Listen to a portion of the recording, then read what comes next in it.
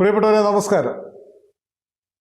കഴിഞ്ഞ 10 വർഷക്കാലമായി കേരളത്തിൻ്റെ ഭരണം വെറും നാറിയ ഭരണമായിരുന്നു എന്ന് ഇവിടുത്തെ ഏതെങ്കിലും ഒരു സാധാരണക്കാരൻ പറഞ്ഞാൽ അവനെ പിടിച്ച് ജയിലിലിടും. ഇപ്പോൾ നിയമപാലകൻ ഇതിനെക്കുറിച്ച് വ്യക്തമായി അറിയാവുന്ന ഒരു വ്യക്തി, കേരളത്തിൻ്റെ നിയമപാലകൻ പൊതുജനങ്ങളോട് വ്യക്തമാക്കി കൊടുത്തിരിക്കുകയാണ്.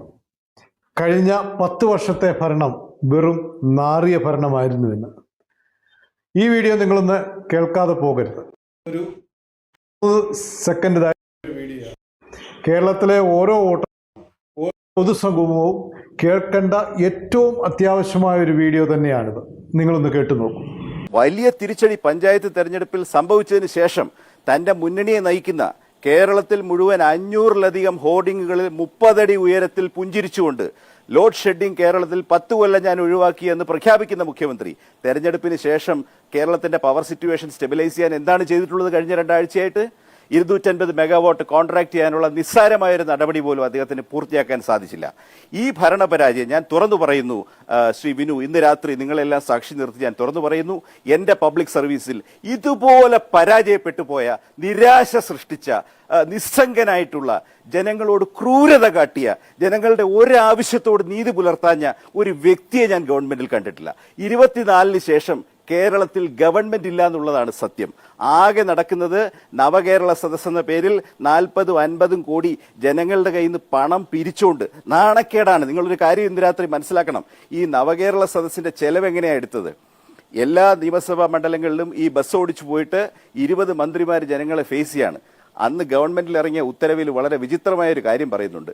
ഇവർക്ക് ഉച്ചയ്ക്ക് ഭക്ഷണം വാങ്ങി കൊടുക്കാനായിട്ട് സബ് കളക്ടർമാരും കലക്ടർമാരും അവിടെയുള്ള ക്വാറിക്കാരുടെ കയ്യിൽ നിന്നും പെട്രോൾ ബങ്കുകാരുടെ കയ്യിൽ നിന്നും മയക്കുമരുന്ന് കച്ചവടക്കാരുടെ കയ്യിൽ നിന്നും പിരിവെടുത്തിട്ട് മൃഷ്ടാന്ന ഭോജനം വാങ്ങി കൊടുക്കണമെന്ന് സർക്കാർ ഉത്തരവിറക്കിയിട്ട് നടപ്പിലാക്കിയ അവസ്ഥയാണ്.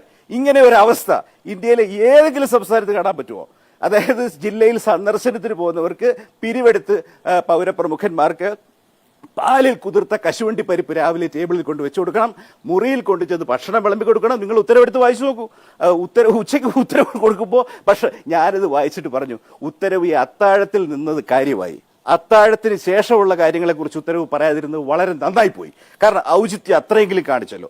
അതിനുശേഷം ഇക്കണ്ട പബ്ലിക് റിലേഷൻ അഭ്യാസത്തിന്റെ എല്ലാ ശേഷം ജനങ്ങളുടെ ന്യായമായ ആവശ്യങ്ങളോട് ഇപ്പൊ സിവിൽ സപ്ലൈസ് കോർപ്പറേഷൻ 13 ഇനങ്ങൾക്ക് സബ്സിഡി വിതരണം നടത്തുന്ന സിവിൽ സപ്ലൈസ് കോർപ്പറേഷന് തെരഞ്ഞെടുപ്പിലേക്ക് പോകുമ്പോൾ 3300 കോടി രൂപയാണ് കൊടുക്കാനുള്ളത്.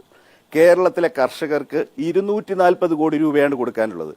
കേരളത്തിലെ മരുന്ന് വിതരണക്കാർക്ക്, മെഡിക്കൽ കോളേജുകളിൽ മരുന്ന് വിതരണം ചെയ്യുന്നവർക്ക് 500-ലധികം കോടി രൂപ കൊടുക്കാനുണ്ട്. ഈ തുകകളെല്ലാം കുടിശ്ശിക ഇട്ടുകൊണ്ട് 40,000 കോടിയിൽ പരം കുടിശ്ശിക ഇട്ടുകൊണ്ട് 250 കോടി കേരള സർക്കാർ കടമെടുത്ത കിഫ്ബിയുടെ പണം കൊണ്ട് ഇക്കണ്ട ഹോർഡിങ്സും ബാനറുകളും കിഫ്ബിയുടെ യന്ത്രമനുഷ്യനും അതുപോലെ തന്നെ ഇരുണ്ട ഭൂതകാലത്തെക്കുറിച്ചുള്ള പരസ്യങ്ങളും സംപ്രേഷണം ചെയ്യാനുള്ള തൊലിക്കട്ടി, അതിനുള്ള അത് കാണിക്കാനുള്ള എന്താ പറയാ ഉളുപ്പില്ലായ്മ, അതിന് ജനങ്ങൾ കൊടുക്കുന്ന ശിക്ഷ എന്ന് പറയുന്നത് ഇക്കണ്ട ഫിഗേഴ്സിൽ ഇൻവോൾവ് അല്ല. പൂർണ്ണ തിരസ്കാരമാണ് 4-ാം തീയതി വരാൻ പോകുന്നത്.